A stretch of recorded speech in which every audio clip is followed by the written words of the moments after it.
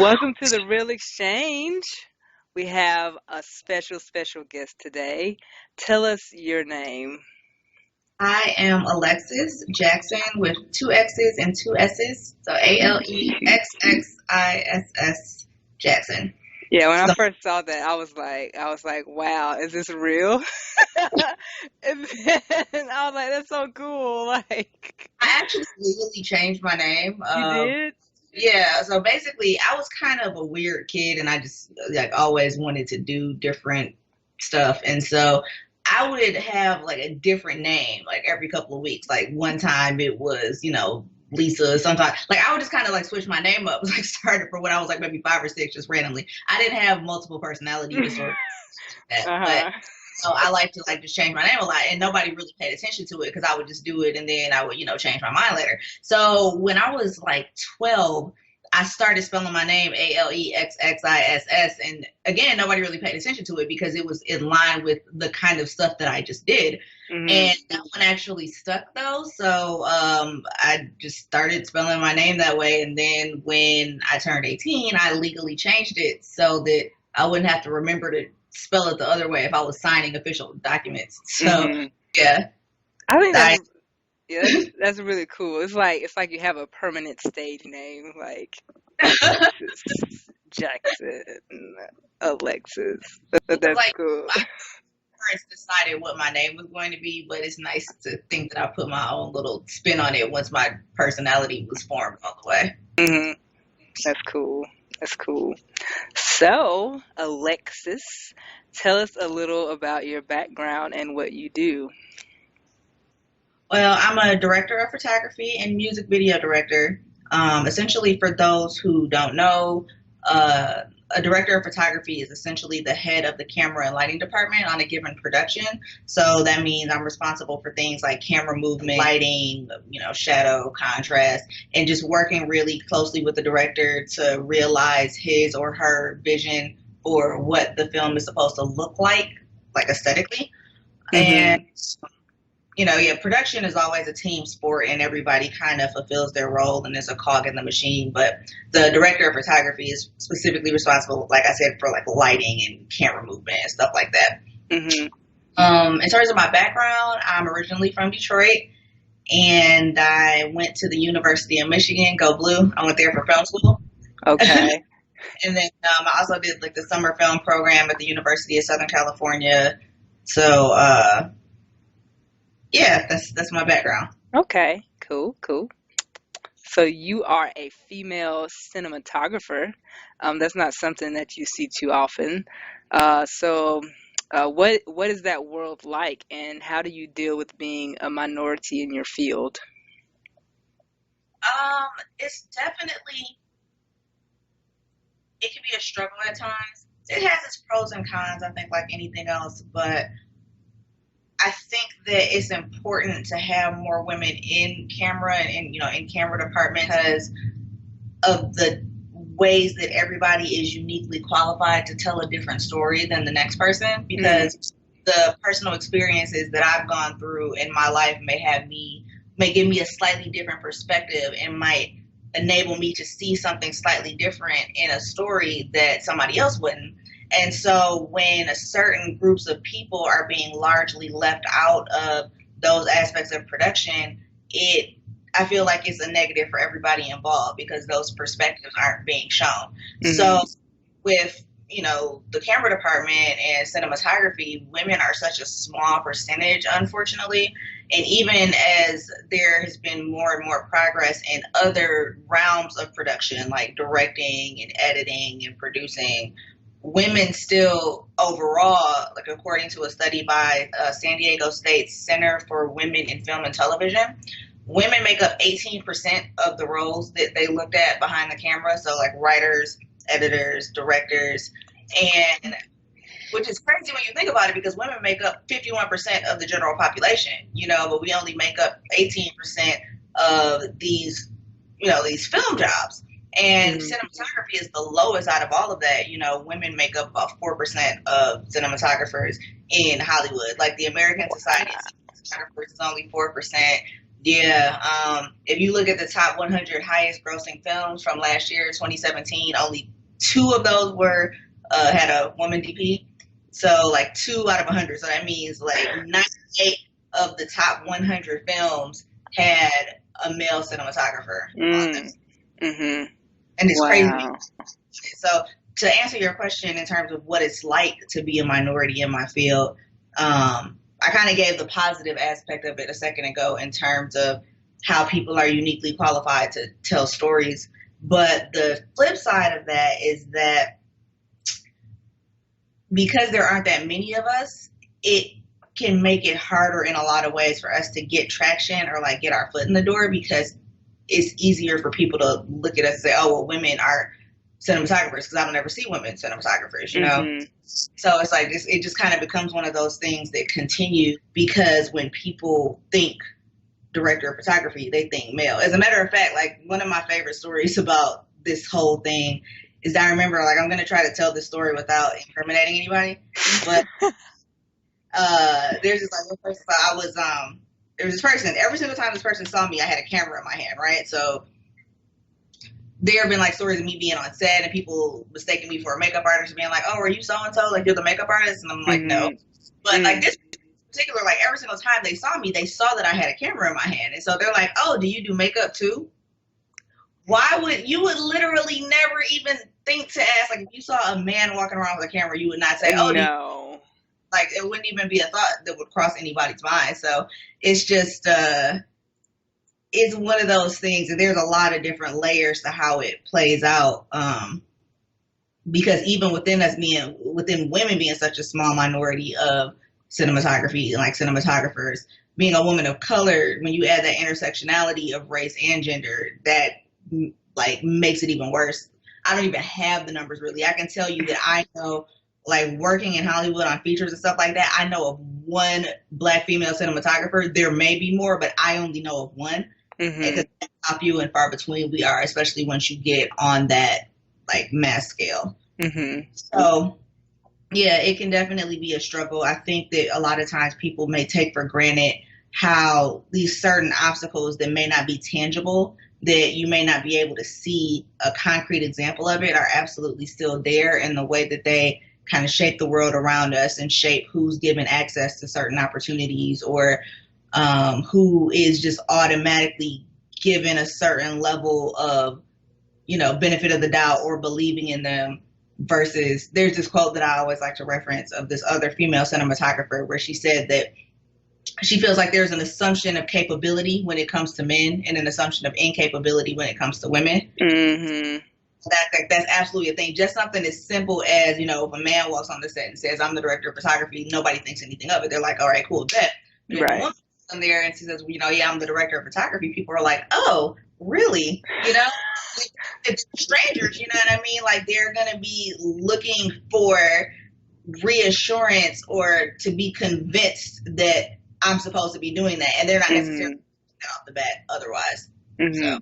I got you. And I like what you said about, in the beginning, you were saying that it's important for women to be represented in this field because of their unique ability to share their part of the story, like to give their perspective. Their input is needed solely because of who they are and their experiences. Like that's why diversity and inclusion is like really important. So I like how you brought that out. And like I said, I talk a lot specifically about cinematography statistics because that's what I do. But also, if you look at like the writer's room, like you don't see nearly as many women in the writer's room would be there, because you have characters, in film and TV that are, female characters, but they're written by men. And, I'm not saying that it's not possible for a man to successfully write a female character, but there's just kind of a side of the equation or a voice that is being left out. And I think that especially when you look at certain kinds of media and the way that women are often portrayed, and the flip side, when you look at certain kinds of media and the way that Black people are portrayed, you can see that there's that absence of a voice that fully understands that character's experience and what their experience is supposed to be like, because those voices aren't being heard in Hollywood. Okay. Okay. So do you notice, so we kind of discussed this, do you notice any inequities with women in film? And do you think this stems from any other issues in America that involve women and African Americans? Um, Let me think about the best way to answer that without being too incendiary. Um,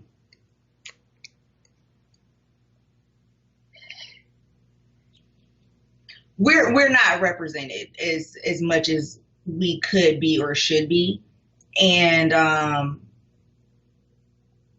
that's something that has kind of been the status quo since forever. You know, when you look at early films, for example, most, you know, black roles were played by white people in blackface. Or eventually, even when you got to say, you know, with Gone with the Wind, Hattie McDaniel became the first black person to ever be nominated for an Oscar, and she couldn't even sit with the cast. Like, she had to come in the back door and sit in a different side of the room because of the the legal ways that black people and white people were segregated and stuff like that. So obviously, back in those days of that legal segregation, and I'm going to put it in finger quotes because there's still a decent amount of segregation, even though it's not legal anymore. Hmm. But when you look at, you know, those days when people were legally prevented from, you know, having certain jobs or getting certain opportunities, once that legal aspect was lifted,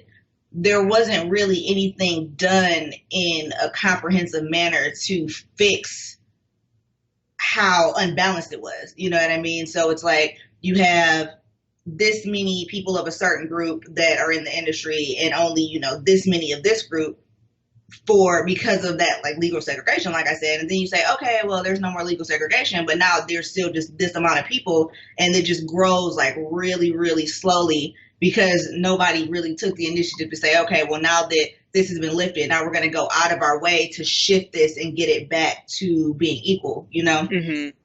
So I think that that's the best way to kind of explain that, like I said, without being incendiary or anything like that. Just that there were so many ways that these things were shaped throughout history, and then nothing was ever really done to address them on a mass scale. So those imbalances just kind of continue to persist. Okay, I got you. Very, very well said. Very well said.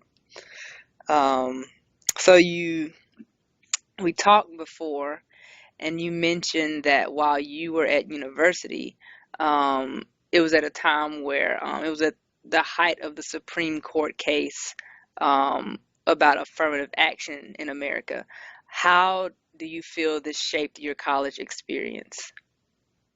Man, oh man, listen, like that had such a huge impact on. Oh, there's so many layers to this. In fact, so you know, as you said, there was a Supreme Court case going on, and this was like at the height of all of that. So I actually was a part of. There was a big group of us that went down to Washington D.C. for the big march that they had, and it was really that time. Like, it was a really big deal, and so it absolutely impacted the way that certain people viewed other people and whether or not they belong there. And so, like, the thing is with me, I absolutely believe in affirmative action. I think that it is a necessity. Going back to what I was saying about those inequities and inequalities, like when you look at the school system and when it was legally segregated before Brown versus Board of Education and all of that, that it was like legal then, but now schools are even more segregated than they were then. Mm, And a lot of times, schools that are predominantly minorities don't have the same resources because, like, for example, public school resources are determined by things like property tax, which property taxes go back to the whole redlining thing that was going on as it relates to legally segregating communities. So there's just so many layers to the way that our school systems are set up now. It was never fixed. Like, even when they said, okay, well, we're not going to legally segregate schools anymore, we're going to integrate them, like, nothing was really done on a mass scale to fix what had already been kind of entrenched in our society. So because of that, I still see a lot of those inequities that have continued, and affirmative action is one way to kind of help with that, even though I think that there are a lot of other things that could be done that would be more comprehensive. Like affirmative action doesn't solve everything, but it solves Right. something. So I Right. absolutely believe in this, like why it's necessary, but I would have gotten into college without it. You know, like I said, I went to the University of Michigan. My mom went to the University of Michigan. So with their point system, I already would have gotten a certain amount of points for that. And then aside from that, I had a 3.6 GPA and I got a 31 on my ACT, which means I was in the top like 2% of the country.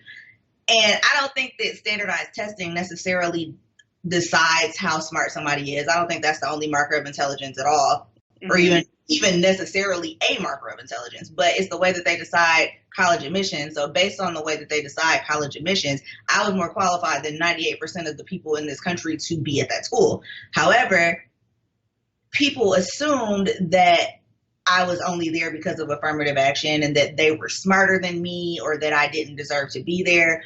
And this was something that I dealt with constantly. Like if I was in a class where we had to do a group project of some kind and people were supposed to get in the groups, people didn't want to be in a group with me because they just assumed that I wasn't smart or that I wasn't going to pull my weight or whatever. And that wasn't something that happened once or twice. Like that was something that happened constantly.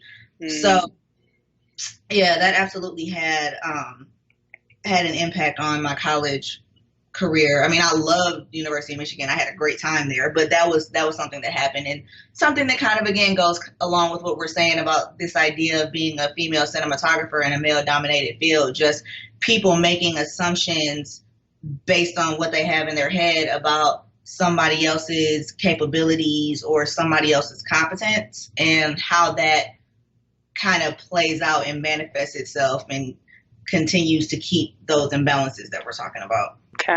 Okay. Thank you for that. So it seems that you have a lot of experience being in places you don't fit the stereotype. What are other hobbies and interests that you have that are not typical for an African American female? So I'm a huge metalhead. I know I don't look like it. I remember there have been a lot of instances of me being at metal shows and people kind of looking at me like, "Are you lost? Like, what are you doing?" And I work with a lot of metal bands. You know, I have directed a fair amount of like metal music videos. I love the energy of metal. I listen to metal and then like 1930s through 50s music, like the Andrews Sisters, Billie Holiday. So yeah, my music tastes are a little not necessarily what people expect of me. One of my favorite things about how this plays out is that I love doing karaoke, and my favorite song to do at karaoke is Chop Suey by System of a Down. So when I get on stage, people are like expecting me to sing like Beyonce or like Mariah Carey, and the track kicks in for Chop Suey, and you see somebody do a double take and turn around, look at me like, what is going on? So that's funny to me. But yeah, I listen to music and kind of go to concerts where I don't necessarily see as many people that look like me. I'm also a huge gamer. And so that's another thing of people figuring out at some point that I'm a girl. And at first they think I'm an underage boy, which I don't think I sound like an underage boy. But that's always what they just kind of assume, because the idea that I'm a girl just hadn't crossed their mind. And then them being like, wait a second, are you a girl? And then them like starting to change the way they act towards me, especially if they're younger. But yeah, definitely spend a lot of time in spaces where I'm not necessarily expected to be there. Okay, I got you. That's really cool. Like I have with my cousin, there's these cover bands that she listens to called Our Last Night and Fame on Fire. Like, have you heard of them? Uh-uh. Oh, I'm gonna have to send you some of their stuff. They're awesome. What kind of games do you play? Like, what's your favorite gaming platform? What did you grow up playing? And like, what are some of your favorite game titles? Okay, well, Fallout is my favorite franchise by far. So, like Fallout 4, Fallout New Vegas are kind of loosely tied for my favorite video game ever. Fallout 4 probably overtook Fallout New Vegas a little bit, but before that, Fallout New Vegas had been my favorite game for years. I also love the Saints Row franchise because it's kind of like like Grand Theft Auto, but it doesn't take itself as seriously. It's really fun. It's just like a really fun time. And I love Assassin's Creed. I used to be really heavy into Mortal Kombat back in the day, but Oh yeah. Okay. Yeah. I like grew up on video games. Like I still have all my old systems too. Like if I walk into my bedroom right now, there is a Sega Genesis, a Super Nintendo, a Nintendo 64, a PS2, an Xbox 360, and an Xbox One, like all sitting on my little like TV stand. And most, if not all of them, are hooked up to my television right now. But I haven't played my PS2 in a while. But like every now and then, I'll turn on my Sega Genesis and like play some Sonic 2. Yeah. Get that shot going.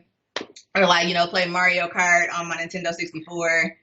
So yeah, I grew up on video games. That's cool. That's really, yeah. We gotta link up and play some games. Like my play too, right?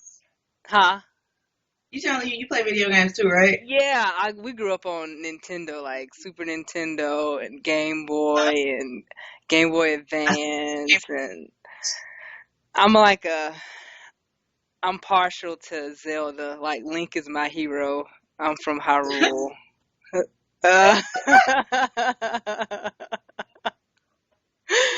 yeah, we gotta do it. We gotta do it. Do you use services like Twitch to live stream? Huh? I said, do you use services like Twitch to live stream your gaming? I've never done that. I've thought about it, and I did an interview one time, and I think it's a really dope concept too, where they like interview film people and then also have them playing a video game at the same time and they live stream it. So I've done that, but I've never done Twitch like on my own. Okay. Cool.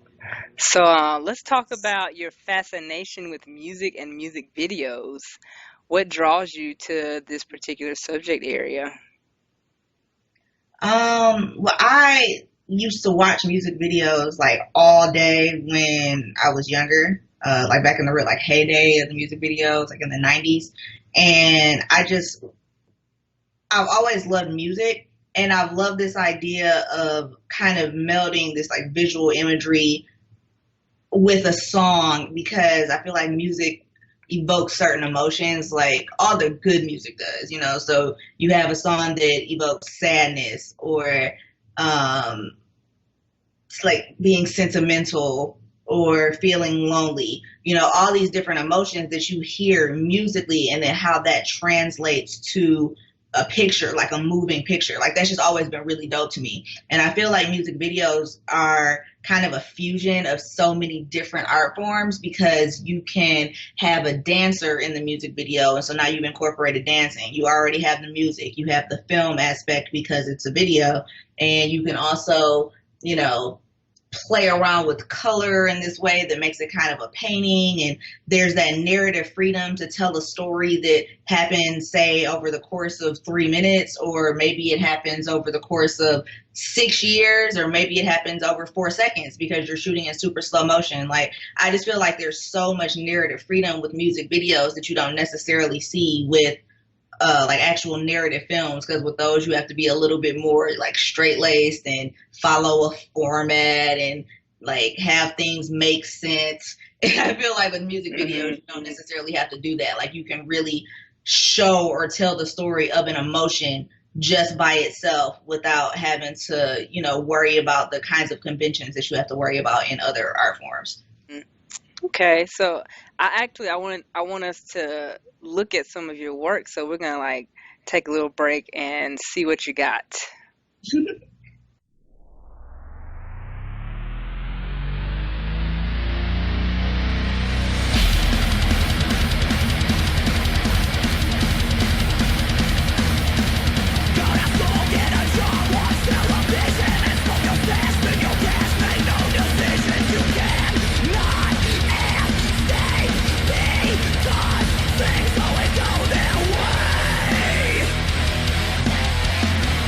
Now you don't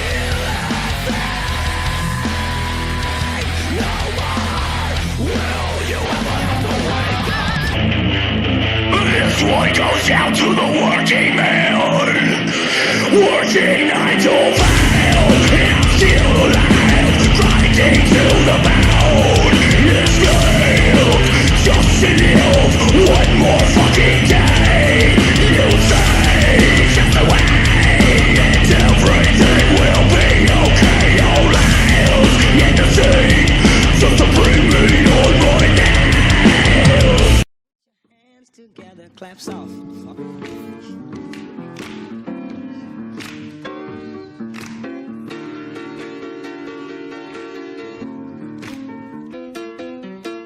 Money stays on my mind, I know it's on yours too. Every day we out on the grind, every night dreams get pursued. Every time you walk outside, you think about what you gotta do, where you wanna live, what you wanna drive, who you wanna be, how to make it true. Every second life goes by, everybody's trying not to lose. Every man's for himself. What if Martin lived by those rules? What if Malcolm X ain't rise? Jackie Rob couldn't break through. I wanna give you food for thought. I know you can't eat thoughtful food, so you don't care about the past. You don't trust the lies in the daily news. You rock a chain on your neck, that chain used to be a noose. Huey Newton came with the tools, but you know the Panthers were too black, so they killed the black, that added red. Red gangs came with the blues. Blood shoot Crips, Crips shoot Bloods, cops shoot both and we lose. You don't know how to fight back, should we go march, should we go loot? What if that Triple K crew that used to burn down church pews didn't disappear, switched up their gear, now they right here in plain view? Cool. So can you talk more about music videos as an art form and the narrative freedom that comes with it, and how you've used that in your work? Like, let's talk about that. Well, I really, with every single music video I've ever done, I wrote the treatment for it and everything. I conceptualized the story. So that's been a thing that's been really important and really gratifying for me over the course of my career, is listening to a song and just like kind of, closing my eyes, listening to it on repeat and seeing what kind of images flash across my head or what it makes me feel, and then figuring out how I think that should become a narrative or become a story.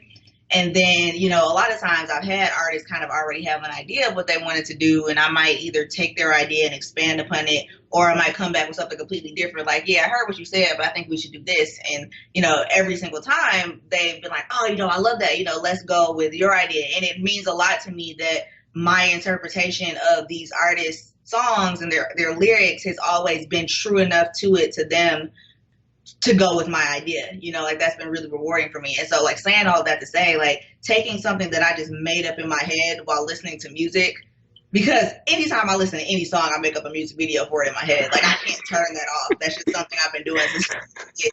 And so, like, being able to take something that I just made up in my head and, like, imagine, and then take it through to completion, and now it's a thing that exists in the world that other people can look at, like, I can't describe what that feeling feels like. Like, that's everything. Like, I cried the first time I watched the first music video I did. Oh. But I've absolutely, there was times when I, like, teared up the first time I saw a music video that I came up with and edited. Like, the first time I watched it all the way through. It's just a really rewarding experience for me. So, when I was literally like 11 years old and I would just watch music videos all the time, like, I decided then, like, that's what I want to do when I grow up. I want to be a music video director. And I kind of stuck with that. And honestly, that was really all I wanted to do. Like, if I could have made an entire career off of just doing music videos and, like, maybe commercials, like, if you had asked me when I was younger, like, that's really all I wanted to do. But, in this day and age, you can't really make a career off of doing music videos the same way you could in the 90s when you had, Michael Jackson spending millions and millions of dollars on one video, back in the days of, like, Hype Williams and stuff like that. So, yeah, I had this dream in my head that I was just going to be a music video director, and that was going to pay all of my bills, and I was going to live comfortably. And at some point I realized that wasn't realistic, but I still love the other things I do. Absolutely. Like, I love cinematography. I love, like, that entire process. I love working on short films and, like, the other stuff that I do.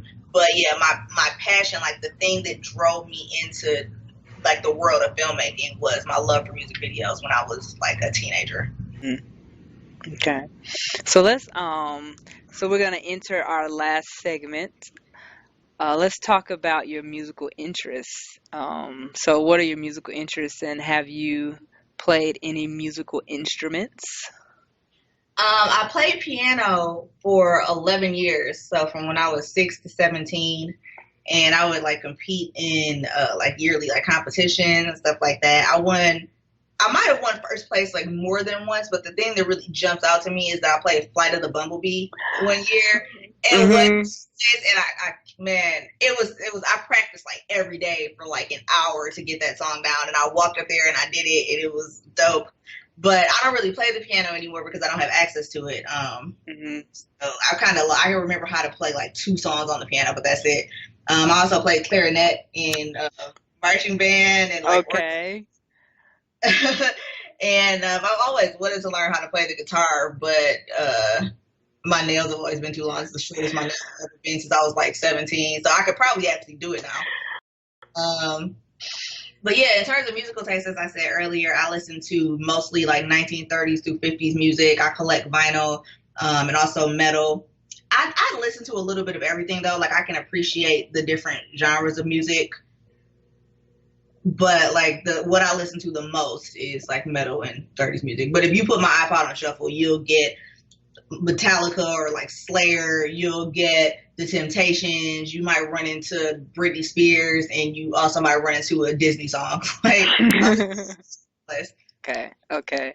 So, top five music artists. Who are they? ooh, System of a Down is my favorite band like ever. Um, Jimi Hendrix, I'm a huge Hendrix fan. Billie Holiday, I love Billie Holiday. I have I a love lot of her records. Strange Fruit. Like she does that right. Yeah, Yes. but a lot of people have done that. And see, actually, you Okay. bringing it up like kind of makes me like I'm trying to decide between Billie Holiday and Nina Simone because both of them did a version of Strange Fruit. Like a lot of people covered it. I'm trying to decide who, like on this top five list, if I should have Nina Simone instead of Billie Holiday because I'm actually named after Nina Simone. Like my middle name is Simone because my parents love Nina Simone. I don't know. This five thing is hard. I don't know if I can narrow it down. So for now, for the sake of answering the question and not going back and forth for the rest of the night, I'm gonna say System of a Down, Jimi Hendrix, Billie Holiday, Nina Simone, and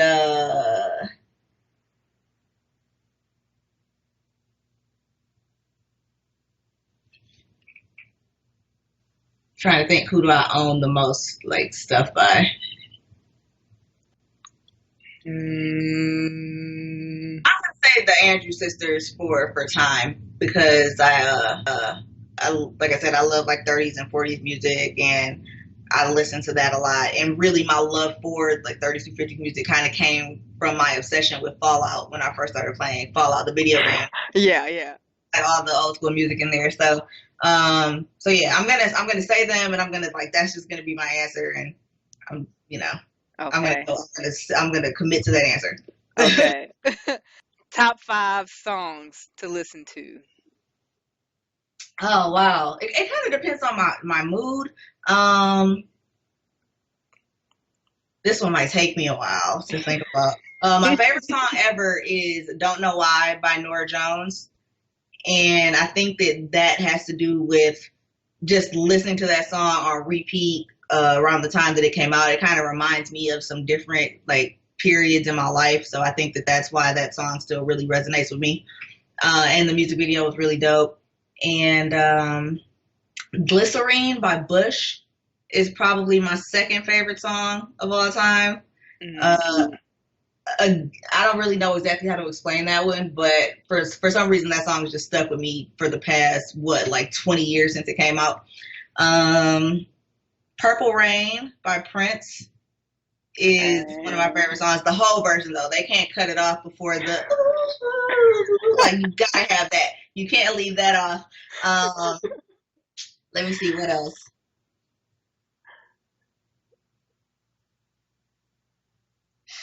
I'm gonna say Chop Suey by System of a Down, the one I was saying I like to do at karaoke. I'm gonna say that's one of my favorites ever. And then All Along the Watchtower by Jimi Hendrix is another one of those songs that I can just turn on, and like no matter what I'm feeling, it'll make me feel a little bit better. Oh, That song kind of relaxes me. I don't really know how to explain it. I remember one day, like there was a day I was at work. This was years ago, like before I was working where I am now or anything like that. And I remember it was just a really bad day at work, and I just turned on like All Along the Watchtower on repeat, and I was like cool after that. And so since then, that's been just one of those songs I'll listen to if I need to, relax a little bit. okay. Cool. So last question. How can we check you out? If people want to see more of your work, like how can we do that? My website is www.sfpoetic.tv. So that's S is in salamander, F is in frequent, Poetic, sfpoetic.tv. And that's also all of my social media. So like Twitter, Instagram is at sfpoetic. Yeah, and then I have like stuff on YouTube and Vimeo, also /sfpoetic. So pretty much if you type in like sfpoetic in your Google search, you will pull up a whole bunch of stuff that has to do with me. Cool. All right. That's it, girl. Thank you so much for Thanks so much for participating having me. today. You're welcome. I'll see you